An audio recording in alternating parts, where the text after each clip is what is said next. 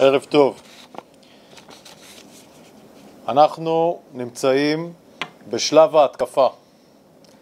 המטרה שהוגדרה לצה"ל היא שביום שאחרי כל ישות שתיוותר בעזה תבין את המחיר הגדול של מלחמה עם מדינת ישראל.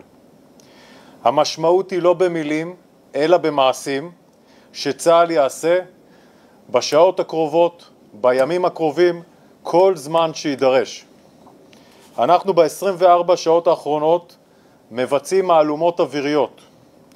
המהלומה היא אופרציה אווירית קטלנית של אלפי חימושים. בשביל ההבנה, קצב התקיפות הוא פי 5 ממה שהיה על חיזבאללה במלחמת לבנון השנייה. קצב התקיפות הוא פי 5, אני חוזר, ממה שהיה על חיזבאללה במלחמת לבנון השנייה. רק בשעה